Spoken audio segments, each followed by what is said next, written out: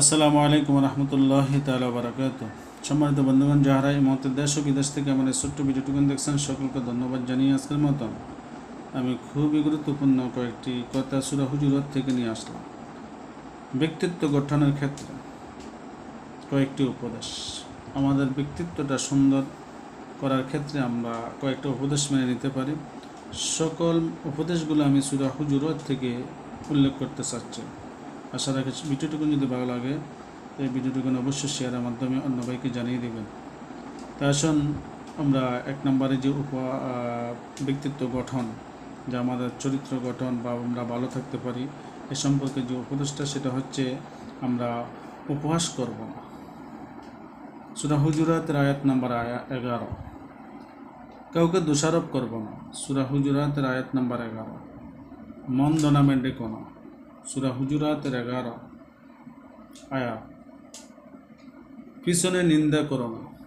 সূরা হুজুরাতের আয়াত নাম্বার 12-তে আল্লাহ তাআলা বলেন যে তোমরা পিছনে কাউকে নিন্দা করো না। সন্দেহ করা থেকে বিরত থাকো। আয়াত নাম্বার 15 সূরা হুজুরাত। ধারণা থেকে বিরত থাকো। আমরা অনেক সময় অনেক ধরনের ধারণা করি, মন্তব্য করি, এটা থেকে বিরত থাকতে হবে। গোপনীয় বিষয়ের সন্ধান করিও না। একজন একটা গোপন জিনিস আমি সন্ধান করতে থাকি, আল্লাহ নিষেধ করেছেন। আয়াত নাম্বার 12 সূরা হুজুরাত। ফাসিকের কথা যাচাই ব্যতীত বিশ্বাস করো না। যে একজন ফাসিক লোক সমাজ আছে, সে এমন একটা কথা বলল, ওইটা আপনি বিশ্বাস করার জন্য এটা আপনি তদন্ত করতে হবে, যাচাই করতে হবে। সর্ব অবস্থা ইনসাফ থাকবে। আয়াত নাম্বার 8। সর্ব অবস্থা ইনসাফে থাকতে হবে, এহসানে থাকতে হবে, ভালো থাকতে হবে। আয়াত নাম্বার 8 সূরা হুজুরাতের। আয়াত নাম্বার 9 আল্লাহ তাআলা সূরা হুজুরাতে বলেন, বিবাদমান দুটি পক্ষের ঝামেলা ন্যায় পন্থায় মীমাংসা করো।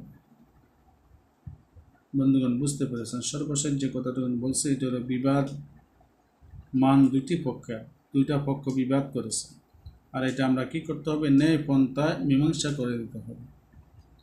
তো এইগুলো যদি আমরা উপদেশ হিসেবে মেনে নেই, ইনশাল্লাহ আমাদের ব্যক্তিত্ব গঠনের ক্ষেত্রে এটি আমাদের জন্য কার্যকারী হবে। আল্লাহ তাআলা আমাদের সকলকে কবুল করুক।